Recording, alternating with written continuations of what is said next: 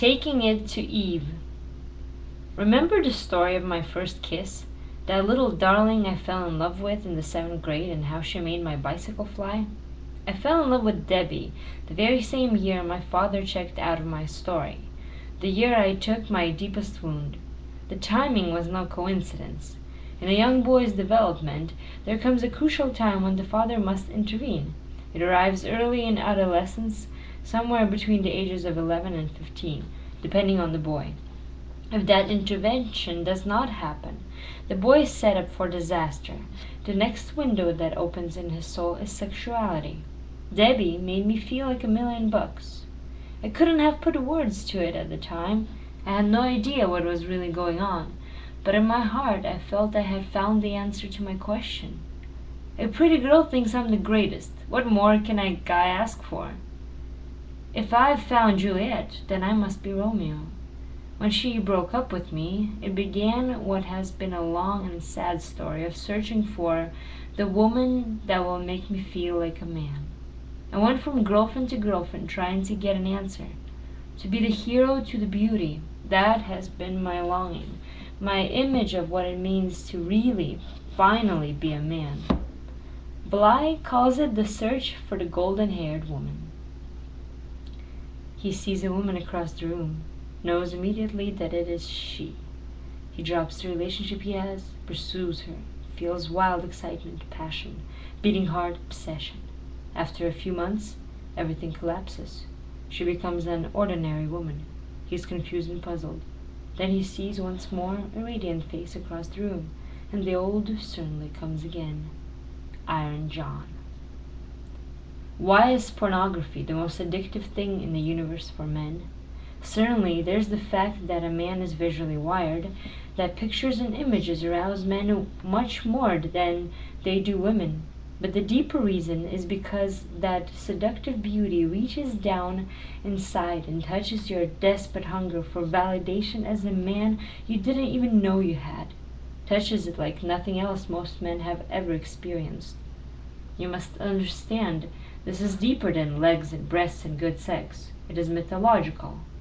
Look at the lengths men will go to find the golden-haired woman. They have fought duels over her beauty. They have fought wars. You see, every man remembers Eve. We are haunted by her. And somehow we believe that if we could find her, get her back, then we'd also recover with her our own lost masculinity. You'll recall the little boy Philip from the movie A Perfect World. Remember what his fear was? That his penis was puny. That's how many men articulate a sense of emasculation.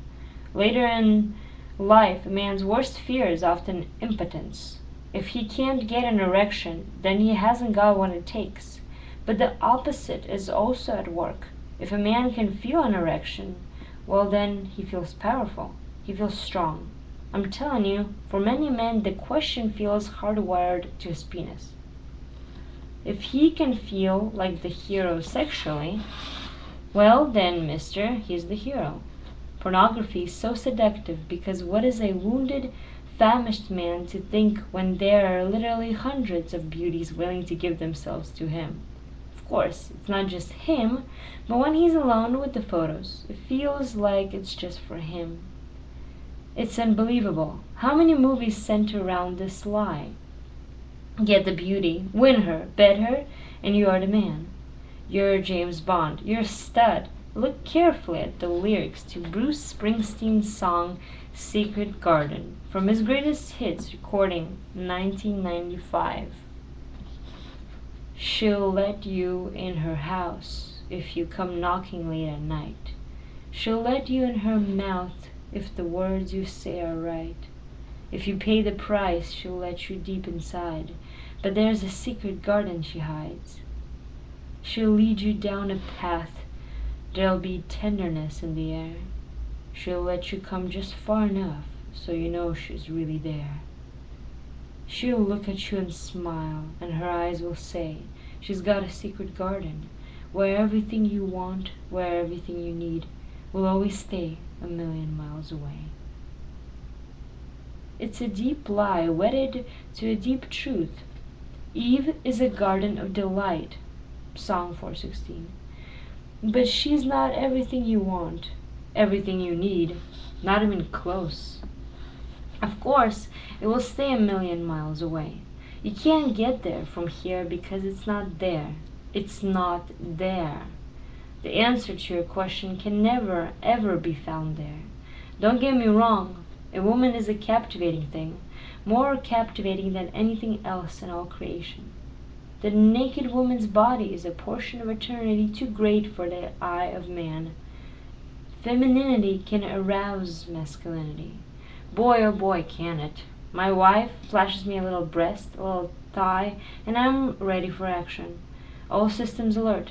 She tells me in a soft voice that I'm a man, and I'll leap tall buildings for her. But femininity can never bestow masculinity. It's like asking a pearl to give you a buffalo. It's like asking a field of wildflowers to give you a '57 Chevy. They are different substances entirely. When a man takes this question to the woman, what happens is either addiction or emasculation, usually both. Dave, whose father blew a hole in his chest when he called him Mama's boy, took his question to the woman. Recently he confessed to me that younger women are his obsession. You can see why. They're less of a threat. A younger woman isn't half the challenge. He can feel more like a man there. Dave's embarrassed by his obsession, but it doesn't stop him. A younger woman feels like the answer to his question, and he's got to get an answer.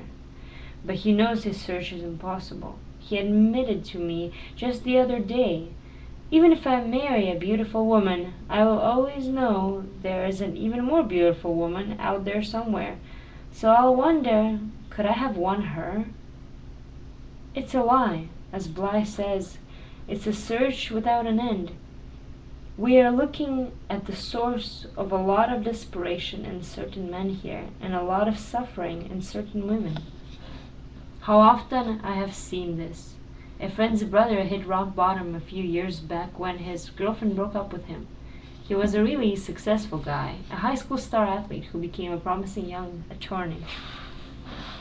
But he was carrying a wound from an workaholic father who never gave him what every boy craves. Like so many of us, he took his heart with his question to the woman. When she dumped him, my friend said, "It blew him out of the water. He went into a major nosedive, started drinking heavily, smoking. He even left the country. His life was shattered." This is why so many men secretly fear their wives. She sees him as no one else does, sleeps with him, knows what he's made of. If he has given her the power to validate him as a man, then he has also given her the power to invalidate him too. That's the deadly catch. The pastor told me that for years he's been trying to please his wife and she keeps giving him an F. What if she is not the report card on you? I suggested. She sure feels like it, and I'm failing. Another man, Richard, became verbally abusive toward his wife in the early years of their marriage. His vision for his life was that he was meant to be Romeo and therefore she must be Juliet.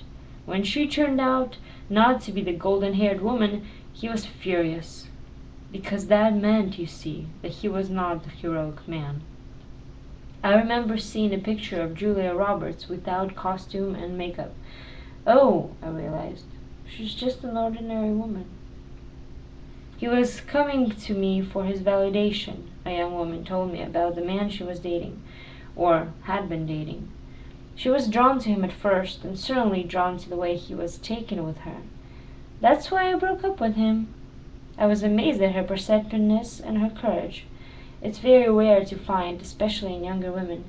How wonderful it feels at first to be his obsession, to be thought of as a goddess. It's pretty heady stuff.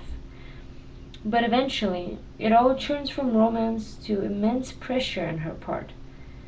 He kept saying, "I don't know if I have what it takes, and you're telling me I don't. You'll thank me for it someday." What's fascinating to note is that homosexuals are actually more clear on this point. They know that what is missing in their hearts is masculine love. The problem is that they're sexualized it.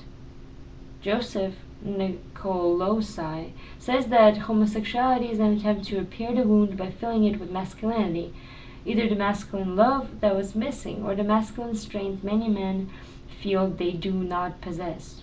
It, too, is a vain search, and that is why the overwhelming number of homosexual relationships do not last, why so many gay men move from one man to another, and why so many of them suffer from depression and a host of other addictions. What they need can't be found there. Why have I said all this about our search for validation and the answer to our question? Because we cannot hear the real answer until we see we've got a false one. So long as we chase the illusion, how can we face reality? The hunger is there. It lives in our souls like a famished craving, no matter what we've tried to fill it with. If you take your question to Eve, it will break your heart. I know this now after many, many hard years. You can't get your answer there. In fact, you can't get your answer from any of the things men chase after to find their sense of self. There's only one source for the answer to your question. And so, no matter where you've taken your question, you've got to take it back. You have to walk away. That is the beginning of your journey.